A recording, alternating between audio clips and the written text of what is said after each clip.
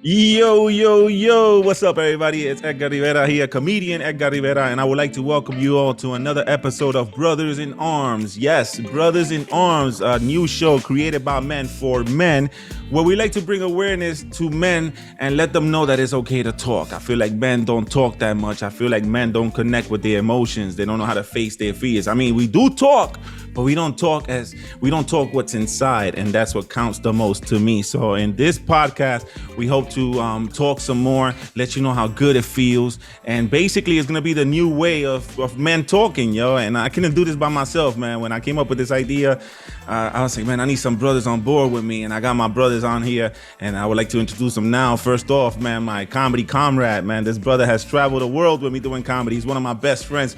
Ladies and gentlemen, brothers, put your hands together wherever you at for my brother, Eric Nieves. Yes, thank you. And we're going to break the world record for the use of the word brother in a podcast. All right, brother. Thank you. Love you. Good That's to be the here. purpose. That's the purpose. And next to Eric, man, when I came up with this podcast, I told Eric about it, and Eric said, man, we're gonna have to get a professional. We're just two comedians, you know? And we got a professional, man. We got the doctor with the most, man. Dr. Dan Ratner in the house. What's up, Doc? AKA Dr. Dan. Should we call you Dr. Dan? Hey, Or listen, Dr. D? we're gonna see. We're gonna see how this goes. Men, the talking evolves. Okay, so you're gonna start calling me Dr. Dan, and we'll see. There you go. There you go, Dr. Just Dan. let's not have anybody on this show suddenly say, "All right, we're done," because that's what men always do. That's it. That's it. We're talking too much. We're talking too much. I've said too much. I don't know if you want us to call you Dr. Dan or just want us to call you Dan, or you want us to call you brother, because apparently I'm using brother a lot, according to Eric. I'm sorry. Yeah. Did you say brother? Yeah. You can call me Brother Dan. Brother Dan. Listen, it's your show. It's your show, Edgar. You get to decide. Nah, man, I like to call you Dr. Dan because I want people to know that like I said, it's not just two comedians here. We have a professional that at the end of the day, when we do talk and when we do, vent out, we could laugh, we could joke, and at the same time, we could get an opinion from you. I think we should go with Dr. Dan because Dr. Phil, everyone listens to him, and that's just a doctor with a first name. I mean, and he's Dr. McGraw, but for show purposes, he's Dr. Phil, and he's our version. He's our Dr. Dan. And nobody calls him Phil, so that doesn't work. There you go. But you see how this just came out in the beginning. You can call me whatever you want, and now he's like, nobody calls him Phil. Nobody calls him Phil. It's true, right? I'm pretty sure nobody calls him. I'm sure his wife at some point. When she, Hopefully, imagine if his wife calls him Dr. Phil. That'd be pretty creepy. Dr. Come Phil, here, can you Dr. pass Phil. me can you pass me the toothbrush? Thank you. That's hilarious. I'm gonna call you Dr. Dan for everything, man. But thank you guys. Thank you guys for being here. Thank you guys for being a part of this journey, man. I hope that I know we have something good here. I know that this needs to come out now more than ever, especially with everything happening in the world. I feel like I said, man, we don't express what's inside. We talk about everything. We talk about sports. You guys know everything about sports. You know everything that's happening. But what we fail to talk about, it's what's bothering us inside. So for me, the reason for me doing this podcast was I had a good friend commit suicide last year, and it messed me up. It messed me up because the day he did it, we were chatting on a group chat. We were all laughing, joking about, like never would I thought that this is gonna happen that night. And I got that call that night, and it scared me. It scared me to the point because I was one of those people. I was one of those men that my problems were my problems and not yours. Sometimes we're afraid to ask for help. Sometimes we're afraid to bother somebody with our problems, and it should never feel that way. You know what I'm saying? And I never talked. And recently, I've been opening up more where I have a circle. So when my friend Tariq took his life, I was like, it scared me. It scared me so much because I was like, man, we need to talk. I need to talk it out. I don't know what was going on in his head before he did that. And if he would have told any of us, we would have all walked him off that bridge, but he didn't. And it was crazy. And the idea for the podcast came out there. I was like, you know what? We need to bring awareness to that, especially being an entertainer. And in Hollywood and entertainers, a lot of us suffer from this because we want so much attention. We want to be accepted by everyone. I feel like entertainers, sports, players and everybody else. So that was my reason for doing this. I got Eric, obviously, because I feel like Eric has some secrets that we all should know. you know. And that is the reason I got Eric, because I figured me and Eric have a good chemistry together. And when I told him, he was onto it real quick. He was like, man, it's a great idea. Oh, well, I love the idea. Well, first of all, I've never wanted to do a podcast before. I'm very anti-technology. Like my knowledge of technology goes as far as the fixed Amazon Fire Stick. Like that's my idea of technology. But when Edgar told me about it, because there are a lot of podcasts that are funny, and I love humor, and we're going to bring humor to this podcast. But we also want to bring, we wanted to bring something else, and he wanted to bring something that could maybe use humor to open up the lines of communication, maybe not make it so hard to talk about these things, and for people to feel less embarrassed, because we can laugh about it. And the first step to any healing is talking. So I love the thought of the show, and I really like that we're bringing someone that is a professional in the field, because not only to offer his insight, but to make sure that we're not talking out of turn. We're two comedians, so we have opinions, but we want to make sure that we're giving people good stuff out there to really make an impact. So I'm glad that we have Dr. Dan, and plus if we need a colonoscopy, he's very handy to have a doctor that you're close with. If you want to get a really bad colonoscopy, hire a therapist. A psychologist gives a really bad colonoscopy. I like how he went like that with the finger. You saw it the whole time. He was just pointing his finger. Well, he just wanted to reiterate of what he was using. He wanted to make sure he was clear. I just needed to. Yeah, I mean, I could get it wrong. But actually, let me say something about this, because you guys are more qualified than you think. Because I mean, I'm certainly glad to be here, and I can lend a kind of a role that comes from having studied these things, understanding these things at a pretty high level, I would like to think. But I think comedy is like the other side. It's the other side of wisdom. And comedy is where people that's where the men have been talking. They get on stage, they pass it off as a joke, but it's meant a lot of the time. That's my take on it. I mean, you guys are the experts on comedy, so you got to keep me in line with that. True. Sometimes I'll say something and I'll laugh it off like I'm joking, but deep down inside, I really do mean it. But I get to get it off my chest. I'm a comedian. I could get away with it. That's an interesting perspective. I never thought about it like that, to be honest. But that's true. Listen, it is a release of truth, comedy. It's the cheapest therapy there is. For the comedian. Yeah. So when I told Dr. Dan about it, actually Greg hooked us up, and he was like, man, you need to get Dr. Dan, and I think Dr. Dan would be great. And the minute we met Dr. Dan, and I told you, you were like on board right away, man, because this is what you do, right? Well, it is, but the thing is, I like to expand into different territories. I don't have a show on men and how to talk about that. And really, it's funny because, like, growing up, I could always walk the walk. I could fit in with the dudes without any problem at all. I was a huge sports guy. It was very, very easy for me, actually. But there were these other sides. There were these other sides of me where I was just like, and we will keep that off to the side. Where it's like, I'm feeling hurt by something, or I'm feeling sad. In fact, this is a big thing, and one of the reasons this show could be so important is men tend to shut it down, not only from each other, but from themselves. They don't even know it's there. Mm-hmm. Good point. But I think part of that is, and this is the most important thing, is why is it embarrassing to talk about it or even admit it to yourself? Because that's, like you said, they block it out from themselves. I mean, it's really hard to lie to yourself. I mean, you really have to be really blocking something if you're blocking something from you. But it's the easiest path to take. But we have to get over that embarrassment and stigma. But first, we have to ask ourselves, why is it embarrassing?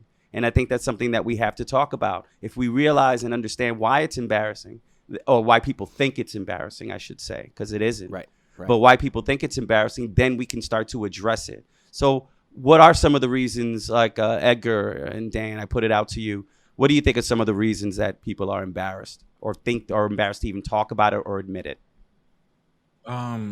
I'll go first, Dan. Dr.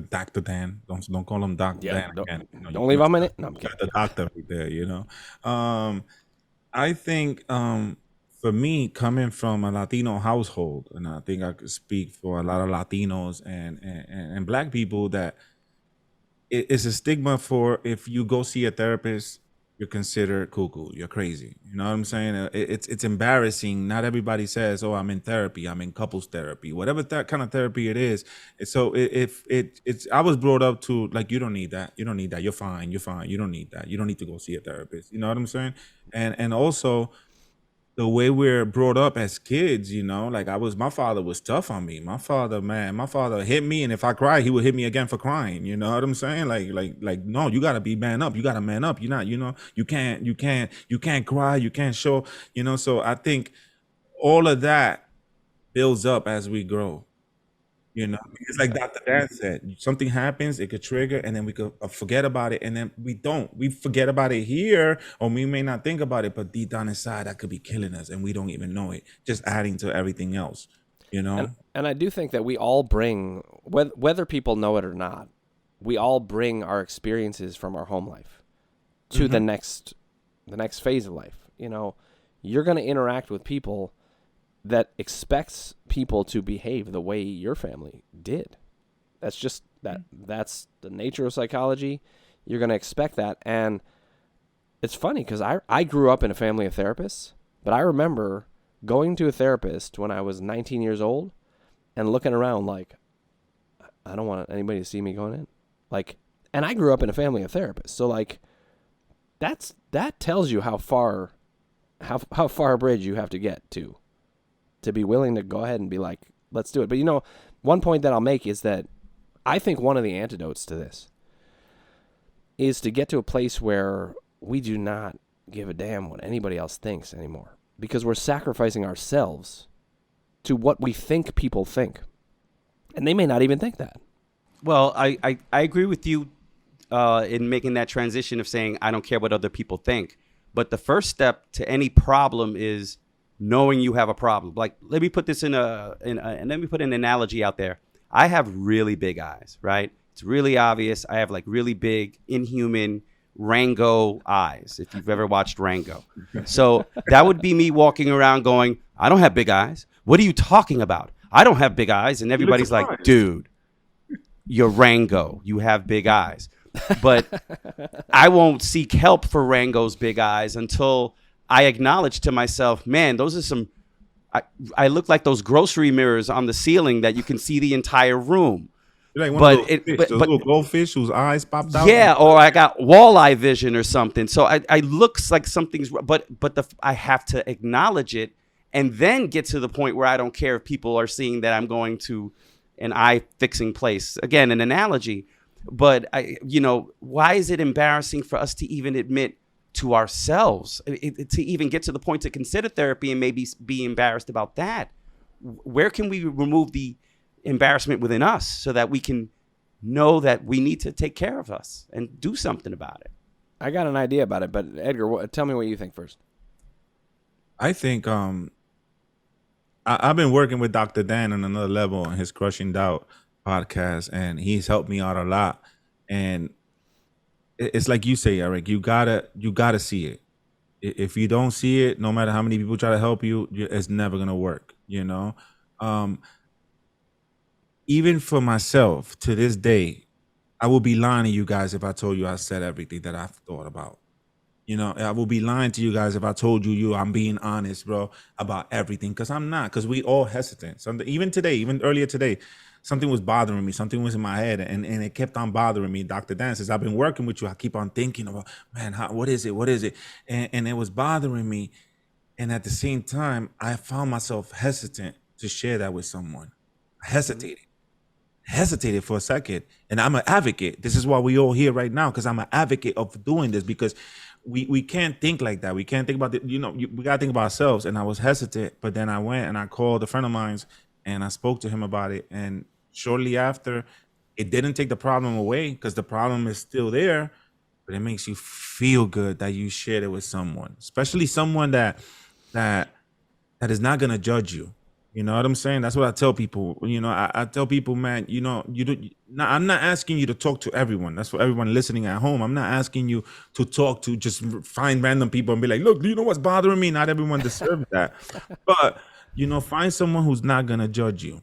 Find someone that you could trust, and you don't know, as a man, as a guy, right? When I could go up to Eric and I could be like, yo, oh, Eric, man, I'm gonna tell you something that's bothering me, and I tell him, and at the same time, he's seeing how honest I am and how I'm speaking from inside, and I'm building a bridge with Eric.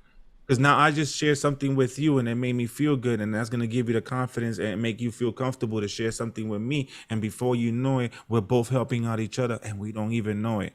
Just by talking. I'm usually not listening half the time, Edgar. I'm sorry. I forgot everything I just said. Dude, I listen.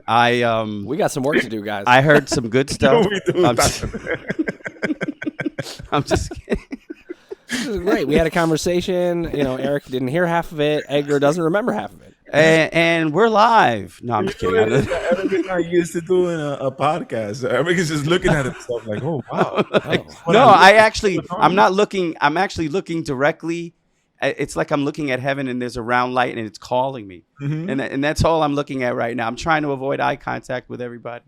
But Edgar, I think you got to give yourself credit because you're saying, you're making the point that my point exactly is that you're acknowledging your inner feelings. You're acknowledging, and I think we should also talk about, like, we're talking about a whole spectrum of things. It's not necessarily has to be about one topic, but the most important thing is men don't talk, whether it's about minor feelings, major feelings, health and wellness, mental wellness, emotional well-being, or even just acknowledging that you're stressed and you're overwhelmed, even if it's just to acknowledge it for yourself.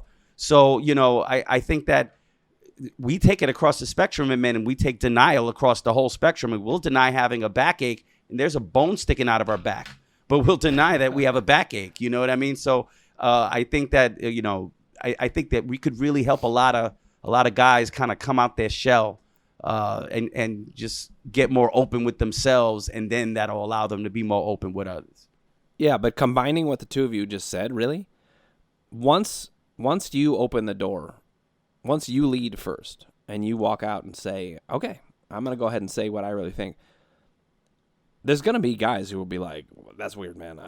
Keep that shit to yourself, But you have to be willing to risk that, because that's how you find out who everybody is. You put yourself out there, and that's how they find out who you are, and it gives them permission to maybe do something. That's how I made most of my friends. I was just like, you know what? I'm going to go ahead and say it. When I talk to my daughters about this, and I talk about how to make friends, I say just, it's one thing to say just go be yourself, but who knows actually how to do that? Like, the how of being yourself means you actually have to go ahead and take a risk. And it's worth it. It is worth the risk every time, because if you find out somebody's not in it, then you found that out, and you can move on and find the people that are. I tell people it's easy, like, the hard part is sharing your story or whatever's bothering you, and then it comes to that part, Dr. Dan, where you could be like, okay, you know what? I could confide in a certain person. That person doesn't give me the feedback that I or doesn't acknowledge it, or then you know who that person is. And it's not for you to say, no, why F that person? I don't want that person in my life no more. No, it's just that's not the person in your circle. And we should all have a circle. We should all have and back then I didn't. My ex-wife was the one that opened my eyes, and she was like, dude, you need to talk to other people, because she was my only person. She was the only one that would get to hear all my frustrations, all my anger, everything was taken out on her. And she was like, yo, you need to talk. And that's why she became the ex-wife. Yeah. Thank you, Eric. Thank you for that. Eric was there for that. But so I tell people, man, not everyone is gonna be that person. But if we don't look, how will we ever find that person? You know what I'm saying? If you don't step and cross, and that's what I'm hoping that the listeners at home, like if you don't take that leap and just try it, sometimes it's weird. Sometimes just saying it out loud. I was just gonna say that sometimes, like, you really only need two people. You really only need one. The first one you need is yourself. Mm-hmm. If to even say it out loud to yourself, to acknowledge it to yourself, that's the beginning. And then, you don't need everybody to listen, because not everybody needs to listen. You just need that one person that is opening to listen, and hopefully without judgment. But once you're able to say it to yourself, and I think that's the most important thing you can take out of anything we say here tonight, is that, it all starts with the first step in yourself. Because you could fake it in front of people if you're not real with what's going on inside yourself. Let me throw out one other thing that when I think about what's that stigma about, why is it hard to talk about these things, why is it embarrassing? There's a lot of aggression out there. I just want to bring that out. It's like there's this, the expression toxic masculinity. Well, that's real. That is there sometimes, where people are like, they're going to shame you for doing it. And I think we actually have to decide that we're going to channel our aggression towards good things. Like, in a way, this is an aggressive thing to do, in a good way, to come out and be like, no, I'm done with men not talking. It's a major, major problem. And so you can kind of decide to stand your ground, but you got to know what aggression's out there. And you got to also understand where it comes from, because it's not, sometimes we think that aggression's out there because what we said is not okay. It's hard to feel okay about it. Like, Eric, I was thinking about you with your eyes. You know what I was thinking when you said that? Oh, you always think about my eyes, dude. I do. I've been thinking about it ever since. I'm just going to be totally honest, and this could be totally weird, but this is what we're here for. I was thinking, you know what? My eyes are like tiny. What the? And I was thinking, that's funny. Like, it's funny that you were feeling one way about your eyes, and then I'm suddenly feeling one way about mine. And like, I think that is part of what happens. We get into like, and it's not even all true. Like, I'm not sure you do have big eyes. You just think you do. And I'm not sure I have tiny eyes. But like, what was that? I mean, they're mid-size. They're not really... Mine are mid-size? Yeah, you're a mid-size. Mine are big, dude. Listen, it's fact. That's a good point, Dr. Dan, because Eric said that, and then automatically you looked at your eye. You know what I'm saying? And that's what we got to realize, that we all have the same problem, guys. We all dealing with the same issues when it comes to relationships, with life, with work, and we could all be dealing with the same pain inside, not knowing that, if I let it out, and we're like, oh, wow, I'm not the only one that feels that way. Right. Let's talk about this. You know what I'm saying? And that's what I think the problem is. The problem is that we're too stubborn as men. And it's easy to get jealous about women, right? Because they got the 5G network of social support. You know what I mean? Like, and we're still on an original bandwidth. You know what I mean? We're still like analog, and they got like 5G towers of love and support across the country. Mm-hmm. It's like we really need to catch up. So when I did the podcast, I mean, like I said before in the first episode, is that I wanted it to be about guys, because I feel like women do have that support. Women do have that, the group, the girl that they call whenever, whatever you guys are both. You guys are both married. They have a team. Married. So everything that happens in your relationship, you best believe one of those best friends knows everything that happens. Yep. Because women are that's I mean, and not all of them, because there's some women that don't talk. There's some women that are just like us that hold everything back. But for the most part, women do talk, and that's why I wanted to make this about guys. Where you could come in and feel comfortable and just like say, you know what, let's let it out for a second. Well, I think it starts as kids, because I look at emotional maturity with men and women. I look at it with the same ratio as an engineering school or an aeronautics school, where only 10% of the student body is female and 90% is male. And it's not because of capability. It's just what they were taught to, what was important growing up, and that little girls didn't get the same sense of importance in science and engineering because maybe they wanted to make them more feminine and make them more of a girl and have them play with dolls. And so you could use that analogy to men. There's maybe 90% of women are emotionally supportive and expressive, with 10%. And with men, it's usually just maybe 10% of men that are emotionally expressive, and the other 90% are holding something back. So there's never no absolutes in life, but I want men to know that they have options, that they don't have to hold it in, and it's something that can be laughed about. Not only that, but I'm just going to add one other point. I am a big Man, believer. please put that finger down after what you said. Oh yeah, listen. Well, I need to make one more point, and the first thing I'm going to do is give you a colonoscopy. No, I'm kidding. At least he can give you therapy during, like, are you thinking about your childhood? See, now I'll never look at my finger the same way. No, go ahead, Dan. Okay, put it up. One more time. All right, listen to me. Bend over. No, I'm kidding. No. All right. So I think that one of the things that we need to think about is that if we get stuck on assumptions, we can get stuck in the same place. It could be an assumption that only 10% of men do talk about these things. If we start to change this, we could blow the doors off this. Oh, yeah. I mean, I think our generation talks about things much more. The men talk about things much more than the previous generation. I would like to get to a place where 75% of men talk about a lot of things. And I don't even think it's that hard. I really don't. I would have to talk about how to do it, but this is a good start. Why is it so comfortable for you to talk about sports, but you can't talk about what's going on and deep down inside, as a guy? Man could spend all day talking about sports except with me because, I have nothing to do with that. But you know what's funny? It's really thinly veiled. Like, when we talk about sports, like, I'm from Cleveland. When I talk about, like, my sports teams and how much angst there was, like, I'm talking about my sadness and my rage. I'm just like, I'm going to talk about it sideways, though. Mm-hmm. I feel, Dr. Dan, and I'm going to ask you this, right? I feel that part of the reason we don't talk is because we're afraid on how people are going to see us. Oh, yeah. After we say whatever it is that we need to let out. We're afraid of how people see us, how people are going to judge us, and it gets back to your point, Eric, when you said, as long as you know the truth, when you realize and you see it within yourself and then you admit it within yourself, then it'll be easier for you to say, okay, I don't care what those people say. Well, I also want to, that's a good point, and I thank you for making it.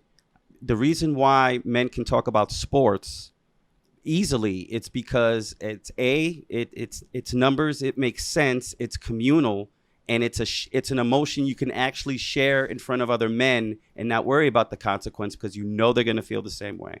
And that doesn't happen in other circumstances. Oh my God! I almost brought the finger out again. Ooh.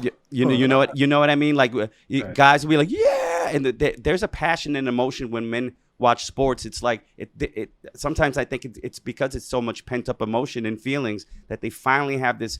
That's why the wives become Sunday widows, because these men just need about 7 hours of unbridled emotional expression and a couple of cold ones. And just to have just good positive feelings and feel stuff go up, go down, because the first 6 days of the week they're holding it in. And sometimes I think it's just the only valve available to men. Look, I mean, even the likelihood that you're going to give your friend like a big hug, it's more likely on a touchdown than anything else. Yes. Like, it's just like... Yeah, that is true. That is hilarious. And we don't hug and go, oh, touchdown. I feel really sensitive today. Well, what? Touchdown. Hey. This was the greatest brunch. What? But you know what? We should be able to say, yo, touchdown. Did you try the eggs? We should be able to combine the two. That, just take that passion and turn it into our own feelings. We can do it, guys. Let me give you one sense though of why we don't. Just so far. So when we were kicking around ideas for like what to do on this, remember we talked about the idea of old news? Yes. And news, whether it's old or not. I thought it would be funny to talk old news because, like, news gets stale fast. But, like, returning to old news, you can get a lot out of that and figure out what's going on. And the thing that I find in the news is, like, there is so much judgment. Mm-hmm. It's crazy. Like, any news item comes out, every single person has an opinion. I think this, I think that. Very few people are thinking, who is the person in that news story, actually? Mm-hmm. It's also because people have now vehicles to communicate. The one thing about social media, it gives everybody a voice. The only negative thing about it is that it makes thinks their voice is the most important voice. I'm not saying not every voice is important, but too many people feel like their voice is the most important and should matter above the rest. And then when you disagree with them, that's when it becomes adversarial. I miss the good old days when you could just disagree with people, you know, and agree to disagree. I think I think they threw those words out of the dictionary this past generation because people don't agree to disagree anymore. Wait a minute. I don't totally disagree with you there, but at the same this is funny. But I didn't agree to disagree. I'm sorry. But when was that time? Like, because I think sometimes we get an idea of the nostalgia of something from the past and we think it was better then. And maybe in some ways it was. And I think there are things that were better and we could get back to. But like, I don't know. Did people? We actually might have been more repressed back then. I mean, I like we communicate more now, and I guess maybe you always look at the past with rose-colored glasses because you're not in the moment. But you have to acknowledge, and you made the statement that people are talking more now. You know, people are expressing, you know, about their mental wellness and about their well-being, and even with gender and sexuality, people are now opening up and not feeling like they have to hide anymore. So it's opening up on a lot of levels, but there's still this overwhelming number of men that still keep it bottled up, which is, I find it interesting because we see all these other groups kind of finally just coming out. And yes, there's been some men that have admitted to, you know, some actors here and there, a couple of athletes, but I'm talking about the everyday guy. How do we get the everyday guy to feel as comfortable as Kevin Love from the Cavaliers? You know, it might be a little easier to express that you're going through this when you have a $150 million contract and none of your words can hurt you or hurt your money. You know what, though? I think that one of the reasons I loved what Kevin Love did is And I love what he did, yes. And he walked the walk. You know, that's something we talk about, have talked about behind the scenes and are going to talk about on this show, is walking the walk. And you got to actually do it. So it was making me think about, we had plans to talk about something that we have not told most people. I have mine. I know what I want to talk about. But Edgar, do you have something? Before we get into that real quick, I want to share something with you guys. During my last breakup, because I've had many, right? Ask Eric. You male whore. I went through. I've learned from every relationship that I've been in. If you don't learn, if you don't take something from everyone, you're doing nothing. You're just repeating life all over again. And when I had my last breakup, I told myself that I was not gonna badmouth her. I was not gonna say nothing negative about her. At the end of the day, what people need to know is that, you know what, we couldn't be together, and that's not nobody's business what happened, you know. But I kept it to myself, you know. I kept it to myself. I didn't do no big deal about it and nothing. And it's crazy because I just thought about this now. Eric found out about it through my sister. You know, he found out that I was I was going through a breakup, and he called me. He called me mad. You remember this, Eric? He called me mad. Do. Eric, yes. I've seen Eric get mad over silly stuff, you know. We bother him, we'll text him too much, call him, he'll get mad. But I've never seen Eric get mad like he got mad that day because I did not call him to let him know what I was going through. And then that made me realize how good of a friend Eric is, because that's how we should all be. You know, if you got somebody that you consider your best friend, if you got somebody that's in your circle, and you know, sometimes people are like, oh, you don't call nobody. Well, the phone works both ways, dude. You know what I'm saying? If you don't call me, let me call you. I was madder at you because I had spoken to you a couple of days before then, and you just had a regular conversation with me acting like everything was cool. That's what pissed me off. It's not like we didn't talk for a while. We were talking. You were just omitting. It's a perfect example on how we hide our emotions, how we hide everything, and we'll just brush it all off. Especially for us, it's good for us because we're comics. We could do that in a heartbeat. You know, comedians could hide all their emotions, but you know, so when I got that phone call from Eric, it opened my eyes. I'm like, man, you know what? This dude really cares to the point that now if I'm going through something drastic like that, I know I could call Eric and I could tell him, you know, because if he finds out on his own, he's gonna get mad about it. You know what I'm saying?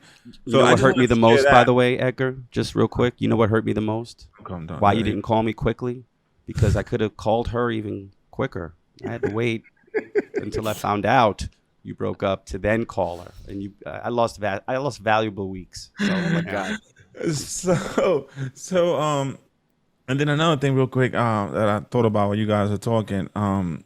For me personally, for me, and I've noticed this lately, and I talked to you about it, Dr. Dan. I feel like I'm now at this moment in time, I'm so connected with my emotions. You know, um, we're macho, we're men, we're supposed to be tough. We can't let nobody see our weakness. And for many years, I hid my emotions. Like if I talk, you see my eyes get watery. When I talk something that's coming from inside, I show my emotions. And for years, I try to hide that, embarrassed on somebody will see me like, "Well, you such a punk, yo, you gonna cry or some bullshit." And now, like I feel like that was one of the main problems for guys to open up, So now I'm connected with my emotions, but I've heard girls complain about, "Oh, you can't, why you cry so much? Why you so, you know, like." So now I'm like thinking, I'm like, you know what? I am gonna let it out. I am gonna talk about it. As a comedian, my new me, it's gonna get on stage and it's gonna talk about all my problems. I'm not gonna be afraid to tell someone what I felt inside, and that goes into the whole segment and the point of this podcast, which is walking the walk, which is what we decided to call this segment, walking the walk, walking, practicing what we preach. I'm not gonna come on this show and tell people, yo, bro, vent out, find someone to talk to. You see how good it feels. You feel good about it. If we're not gonna practice it ourselves, and we all decided that we were gonna share something, and I think I'm going first, right? That's the plan, Dr. Dan. I think that's the plan. But listen, Sounds like a plan. You can tell us. You can talk to us. So it's crazy that the minute we came up with this segment, Dr. Dan, you were like, boom, I got something to say right away. I don't know how it worked for you, Eric, but for me, it made me look into myself. It made me look like, okay, like what's deep down inside? Because this segment is about sharing something that's either bothering us now, has bothered us in the past, or, something in our mind. That's what this whole segment is about. So I started looking within myself. I'm like, man, what's really bothering me? What hurt me to the point that I am this person today, and I haven't found that trigger yet. And I was thinking, I said, man, what am I going to share with the guys? What am I going to share with the guys? And one of yesterday it hit me. Yesterday I had a bad day. I had one of those days that I get up in the morning and I don't want to talk to people. I don't want to talk to nobody. I feel down. And I've been trying to think about our sessions, Dr. Dan, and like trying to pin it, but it's just like overwhelming, and sometimes it drains me. And remember that text I sent you about my grandmother and that whole intuition of how I felt something bad all day, and then then at night I get a phone call. My grandmother was rushed to the hospital. Yep. So all day something was bothering me inside, Eric, and then I got that phone call. So yesterday was that day, and then I'm thinking about what to share with you guys, and then it hit me. I would say yesterday was the 13th. Yesterday was the day my mom passed, a year and 3 months ago. So for this walking the walk, I want to talk about that. If I get emotional, I don't care, because, I felt like you guys know about it, but it's still hurting me inside. Yeah. It's hurting me. I'm mad. I'm really mad that as hard as she fought her whole life, she died to COVID, and I couldn't be there. I couldn't be there next to her. I couldn't see her. And it messed me up. So I wanted to talk about her. I wanted to talk about, about that, Dr. Dan, mostly with you, because I have a rage inside. And there's days that I think about her and I'll be like, man, and it drives me crazy. I think about how she was the best as a Latina mom. She was the greatest woman I know. But at the end of the day, she never agreed with me doing comedy, Right. And I found this to be a trigger, an emotional trigger. She loved me. She was the best mom ever. I mean, but she never quite saw comedy. So when my mom passed, I had that accident, so I was already out of the game. So when comedy got taken away from me, comedy was my therapy. Every night I went on stage and I vented out, and no one even knew it. It's like you say, I said things that are like in my head, but for the amount of time that I was on stage, it was about that. It was about making those people laugh, So when mom passed, it messed me up, because she always called me every day, like, when you're gonna get a real job, you need benefits, you need Social Security, you need this, you need that. I would call her and be like, Mom, what's up, Mom? How you doing? She goes, yo, I'm good. She goes, what are you? I said, I just got home. I leave again tomorrow. She's like, oh my God, you're gonna die from all that traveling you do. And it used to get me mad, right? It used to get me mad because I'd be like, man, why can't she see it? Why can't she see that I'm living a dream? I'm living, I'm loving what I'm doing. And she couldn't see it.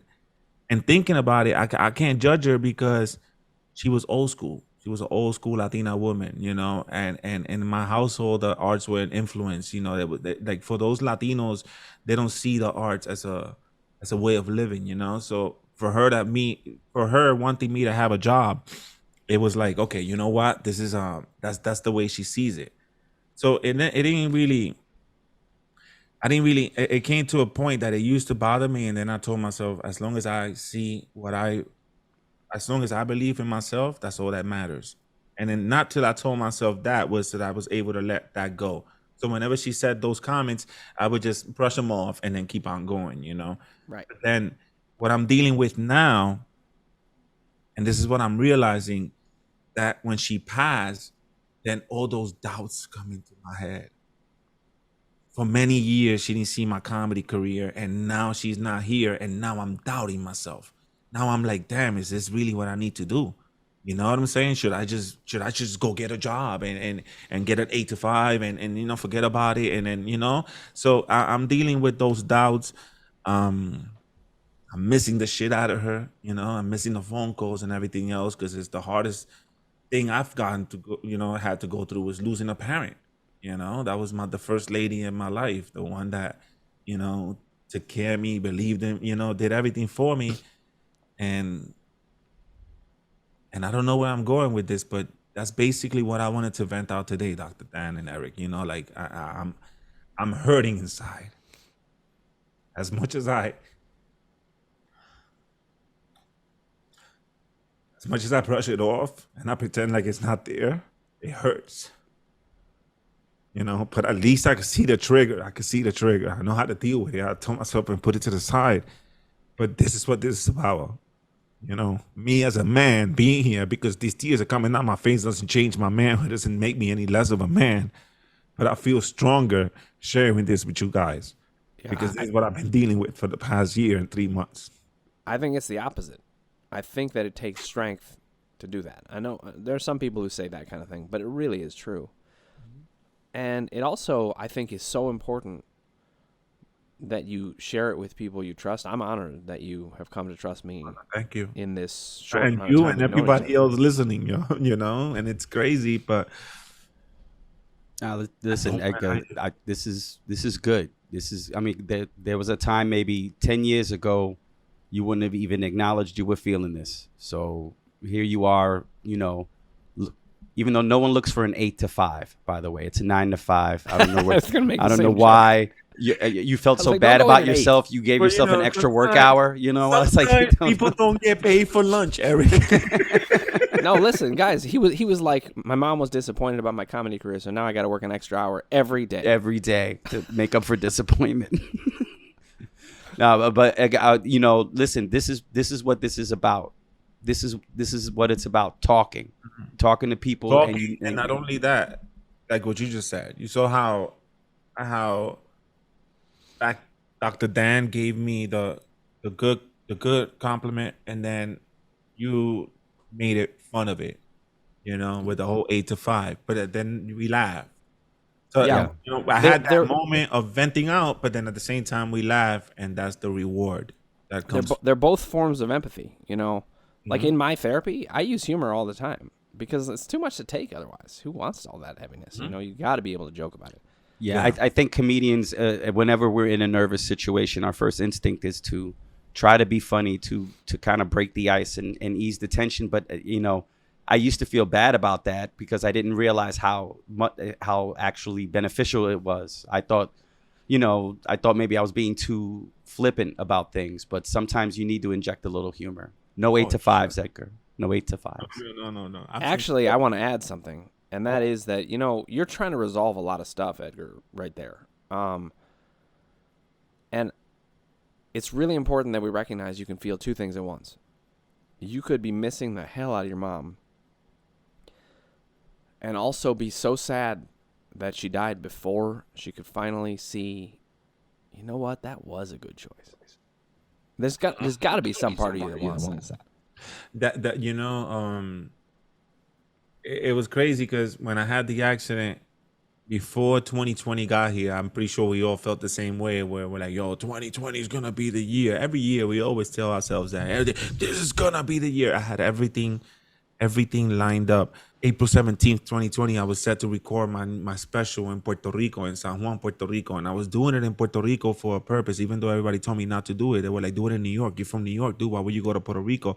Because I wanted to challenge myself. And I feel like the people of Puerto Rico would have, my style, they would have accepted. And not only that, the only real reason I wanted to do it there was because my parents were there. So for me, it would have been to have mom and dad and grandma and grandpa, even though grandma and grandpa wouldn't understand nothing I said, but just to have them there would have meant everything.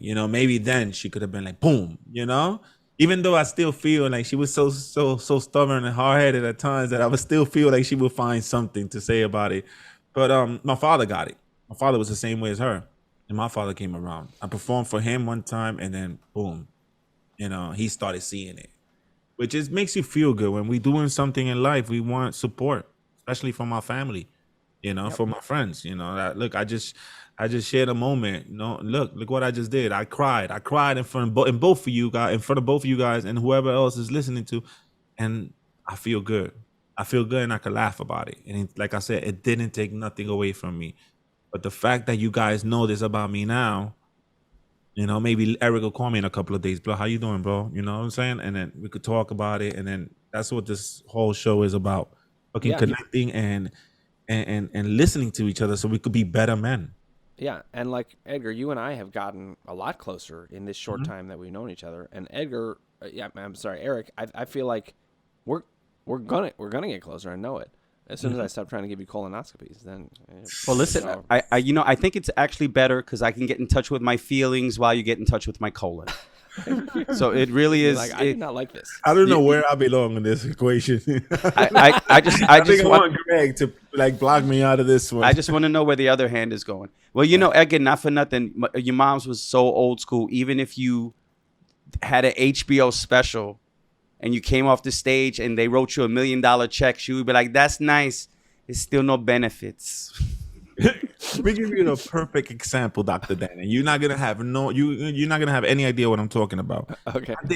I did Sábado Gigante, which to Latinos was like everything on a Saturday night. Don Francisco did this every Saturday night, 5 hours. It was like on for like 50 years. This dude had on. It was like a television carnival variety show that every Spanish-speaking country tuned into every Saturday. Sábado Gigante, big, gigantic Saturday. So I did Sábado Gigante, and I thought that was gonna be the one. I said, oh, this is it. She's going to see me in Sábado Gigante, and she's going to be like, yeah. And what happens, man? They booed the shit out of me, man. This little midget threw me off the stage. It was so embarrassing, man. I felt like I was the first person to call me, Eric, was Angelo. Angelo, man, he rest in peace, was the first one to call me. He said, those people don't know fucking comedy. And I was so embarrassed because the whole world got to see this live, Dr. Dan. It was live. And you know what my mother did? She hated Don Francisco from that moment on, but she still didn't acknowledge it. Actually, it's really important that you said that because I think one of the ways that people actually show their care for each other is they get mad when you've been hurt. They get mad about it. Like Eric calling you up and being like, how'd you not tell me? Or your mom being like, that's it. She might have represented, I don't want you doing that.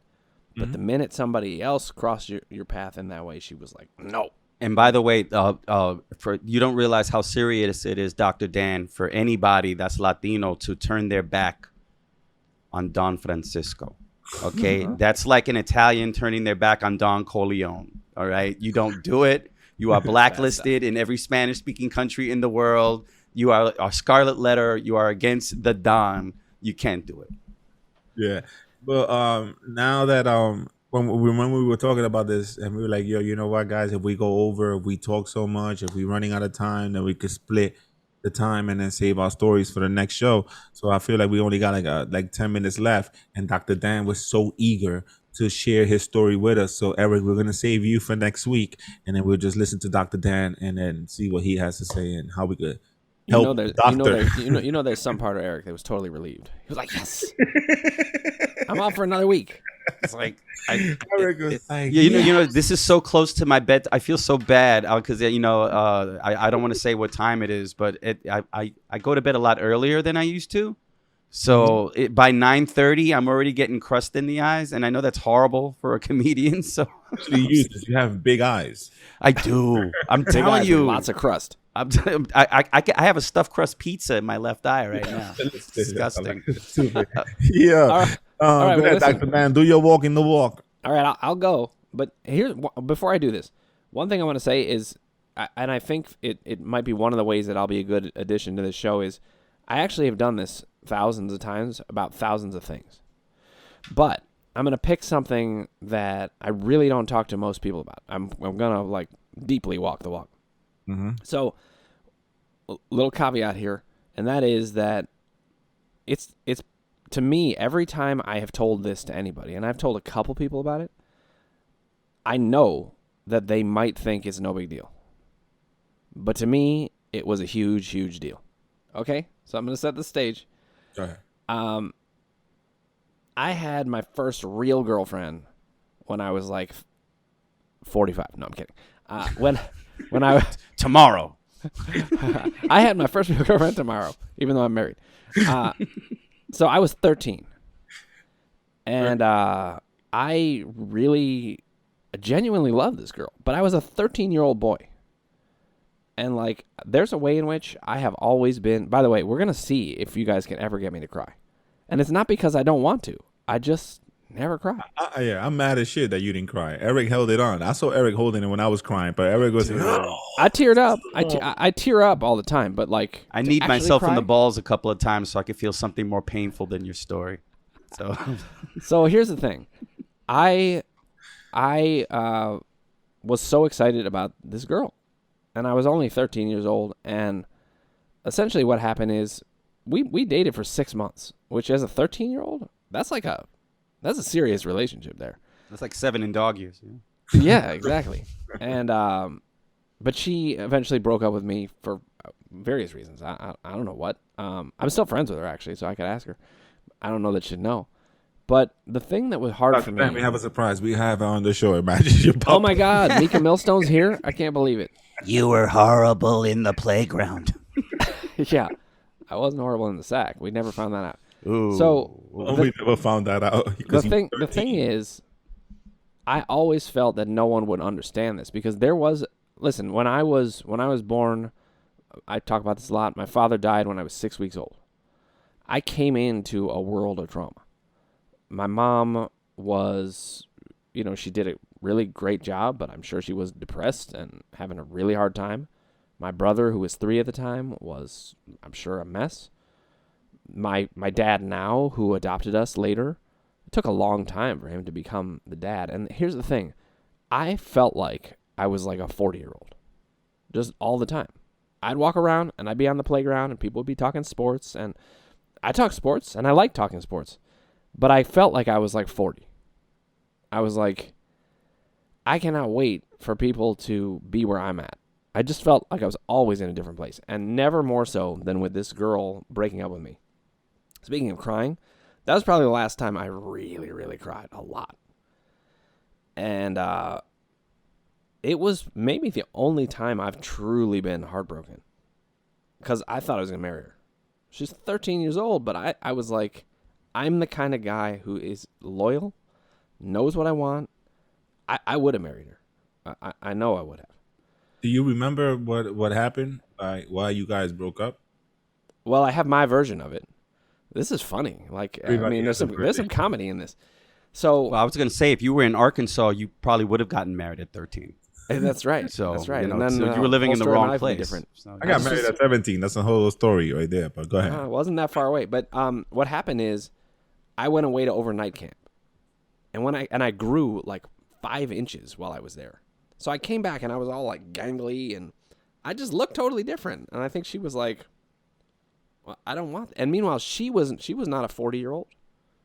Only I was, So it was this weird thing where it was like, I knew no one would ever understand.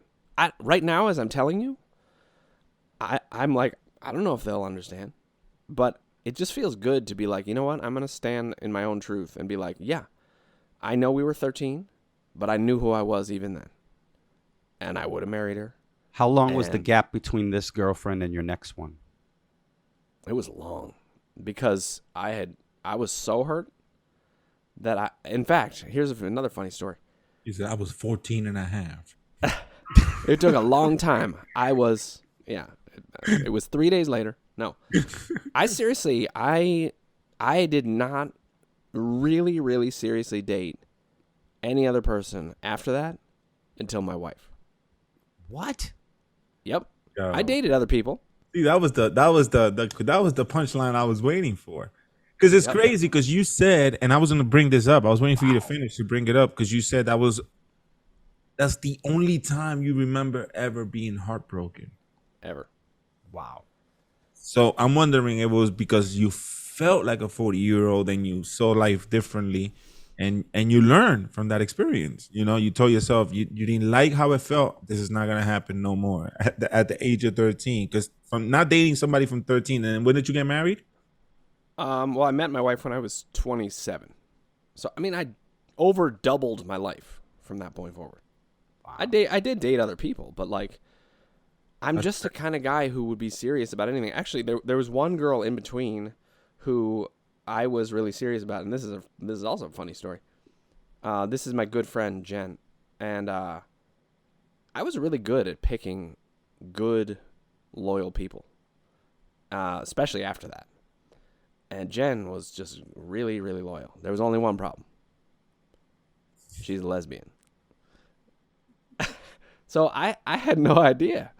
I'm 17. I'm like 17 years old when I met Jen. 16 actually. And I'm just thinking like, she's safe. She's good. I mean, I found her attractive also, but like, and we actually did end up dating. So I don't know. Maybe she's bisexual. I don't know, but I would like to think so, given that. Well, and we have Jen. Oh my God, you have them all. We're playing This Is Dr. Dan's Life all of a sudden. All these bitter 13-year-old girls are coming out. That's funny. This is how Jen looks now. The reason I'm telling you this though is the closest people in my life don't really even know this, because even when I told them, they kind of didn't take it seriously. Mm-hmm. I could tell. They'd kind of look at me and be like, "You didn't know that." And I'm like, I'm telling you, I knew. I mean, that is hard to. I mean, it's very rare when you hear someone saying at 13 that you would have been willing to marry that person. I got friends that are in their 40s, been living with their partners for 20 years, don't feel that way. So that's pretty amazing.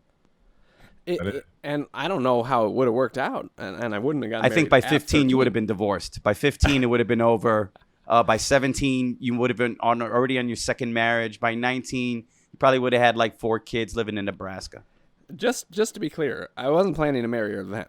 But you know what I love about this moment? I'm glad you clarified that, because I'm thinking, geez, dude, can't you at least wait till you're 14?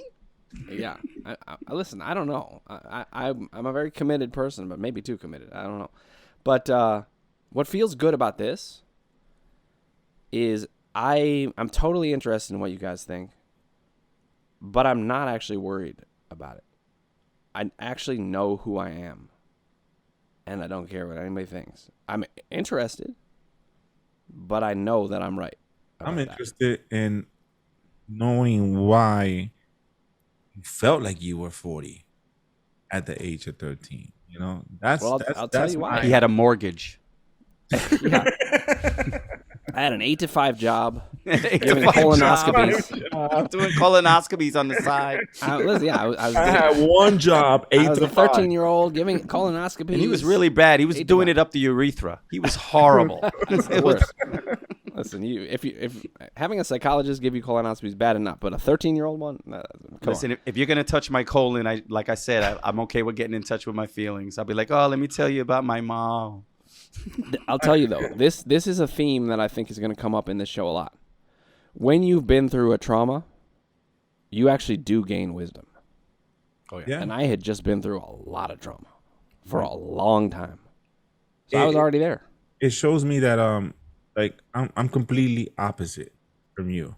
So you had this experience at the age of 13, and then you told yourself never again, and then you really till you got married, you know.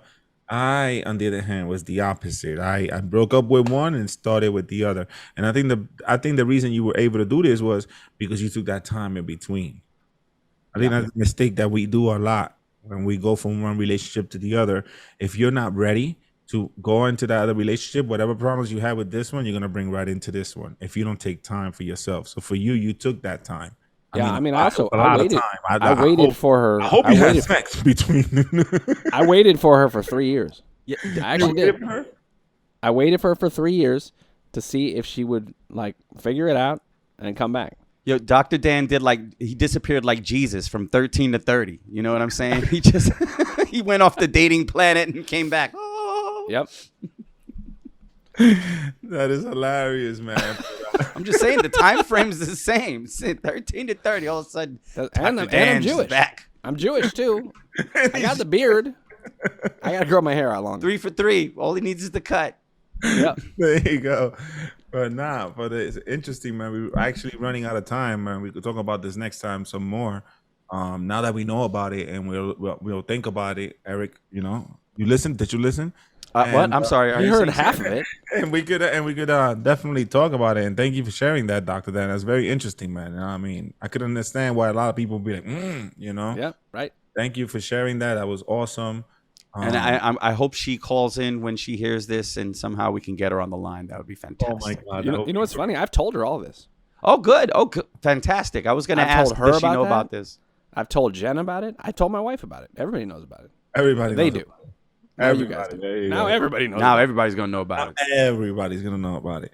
But listen, thank you guys. Thank you for sharing. Thank you for doing this with me. As I said in the beginning, to everyone at home listening, man, I hope that you listened to us. I hope that you felt what we said. I hope that you connected with us. And I hope that you pick one person, just one person, to tell them something that's bothering you and just see how that feels. And if it makes you feel good, then you could definitely hit us up when we get that website and everything running for the show. But Eric, tell people where they can find you, your social media, Instagram. Where can you find me, Edgar? I'll tell you where you can find me, Edgar. You can find me in your heart. He